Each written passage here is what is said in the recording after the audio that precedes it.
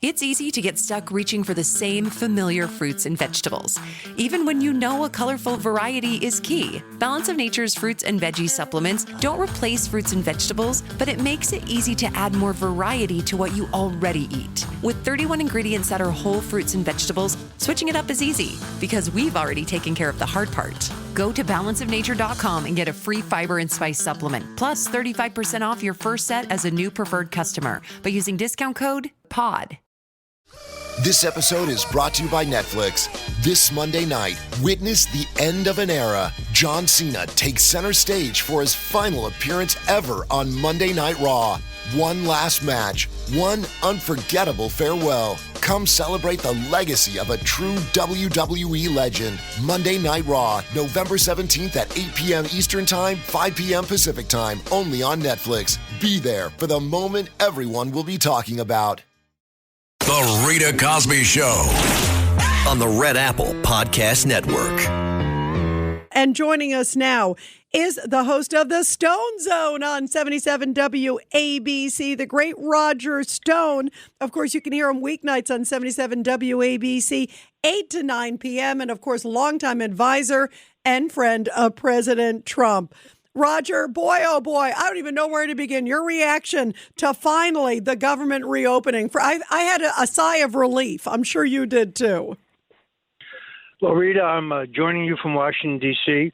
I was actually in the Oval Office today with the president when he got the news that the Democrats had failed in the U.S. Senate, that 7 Democrat senators had broken ranks with Chuck Schumer to end the shutdown. The House Republicans were ready to codify that almost immediately. I think the winners tonight are the American people, first and foremost. Secondarily, President Trump. The big loser of the night, let's just be candid, soon-to-be former Senate Minority Leader Chuck Schumer cannot keep his troops in line. The more radical, more socialist, more progressive wing of the Democratic Party now calling openly for his head. I think it becomes far more likely that the bartender from the Bronx, AOC, will challenge him for the U.S. Senate and I suspect make short work of him. Their party is so radicalized that they actually thought this shutdown on the American people would help them, and it has done nothing but hurt them. Yeah, I agree. And you know what's really incredible, Roger Stone, is that they were willing to put the American people in a position where they're held hostage. $1.5 trillion, you just heard President Trump say, was the cost of this.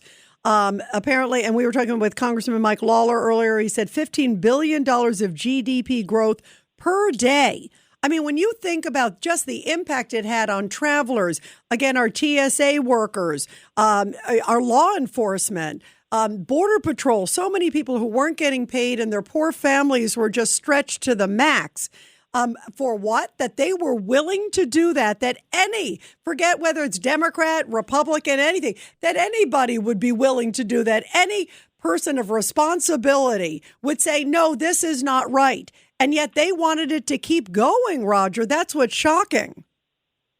Yeah, I think it's important that the American people understand that the Republicans had a perfectly reasonable position here, which is to continue to fund the government at the current levels in a continuing resolution. Now, generally speaking, we don't like those. And I think we all agree that it's time to cut the waste and the corruption and the fraud out of federal spending. But we were prepared to do that next. First and foremost, we had to keep the country open and operating. Democrats tried to hold the country ransom. And yes, the price tag was, as the president said, $1.5 trillion, most of it to go to fund health care for people who are not citizens of this country, people who we owe nothing to. So I think they gambled and they lost. And now the president has to focus, and I think he said this himself, that yes, food prices have come down, grocery prices have come down, but they're not as low as they were at the end of Donald Trump's first term as president. And until they're low, that low, or lower, he won't be satisfied. I think we've just begun in the effort to get grocery prices down, to get gas prices down further than they are, and to break through when it comes to affordable housing. The president's right when he says that the Federal Reserve has acted irresponsibly, not being willing to cut rates on the American people. But within a couple months here, we'll have a new Federal Reserve chairman. who understands economic growth, and I think America can really boom. You know, and I agree with you. Jerome Powell has been a disaster. Obviously, President Trump has said so. I just saw average gas prices $3.09 nationwide. Obviously, California much higher, no surprise. But you know, Roger, what I'm also deeply concerned about is where are we headed? Because this continuing resolution, finally, obviously, this funds the government. Bless you. This funds the government until January 30th. And then they've said, okay, they're going to do this vote.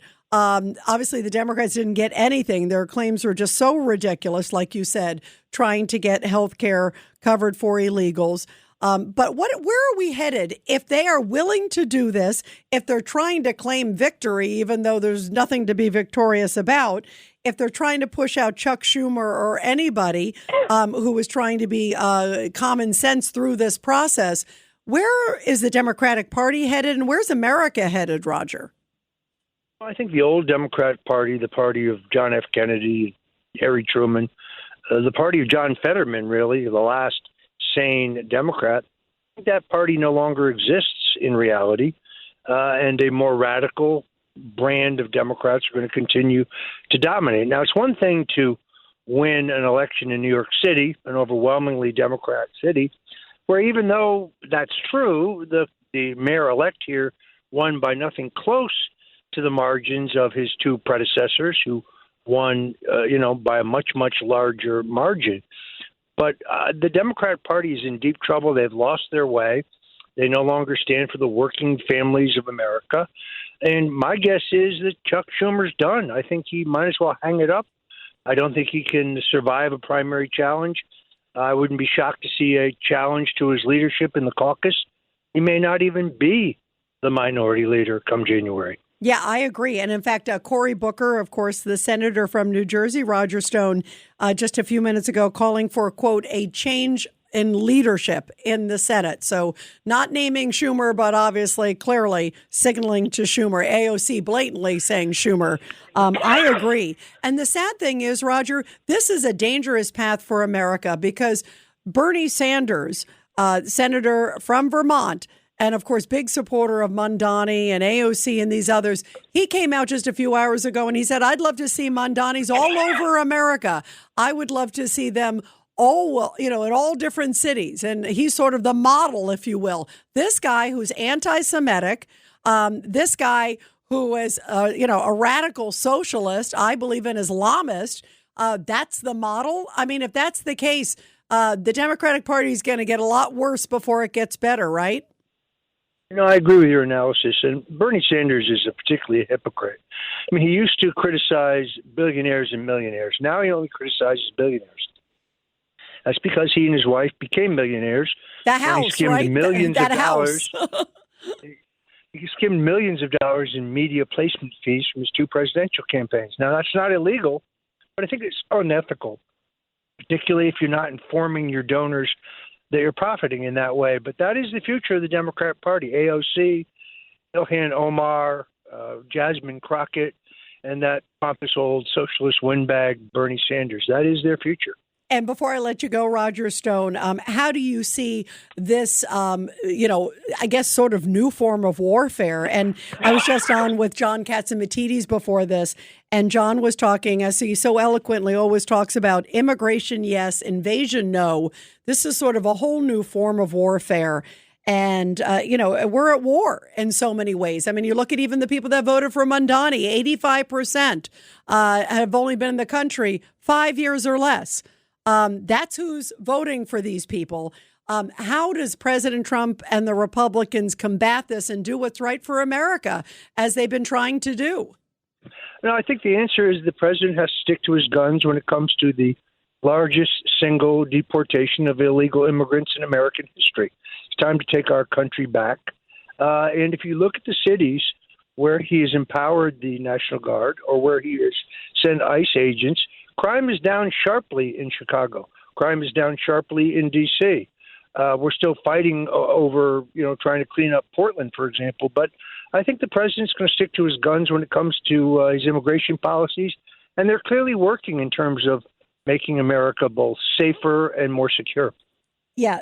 No doubt. They definitely are working. And he's even talked about giving Americans those $2,000 tariffs, even that so much money is coming back in from the tariffs that he might even be able to distribute it to people who deserve it, who qualify at a certain level. This is an extraordinary moment. And I hope all Americans see that the Democrats continued to hold America hostage. Many of them, till the bitter end, were voting still against opening the government. And yet the Republicans, thank goodness, were able to push through. And 6 Democrats, only 6 in the House, decided to open the government. That, to me, speaks volumes of the Democratic Party and the division that's going to clearly be ahead in that party. It is a civil war within the Democratic Party. Roger, thank you so much. We so loved you joining us, and thank you for joining us on this big news night. I really appreciate it, my friend, and getting your great valued perspective. Well, thank you, Rita. And I must tell you, the president told me tonight, in no uncertain terms, he's determined to give $2,000 in a bounty that comes from the tariffs.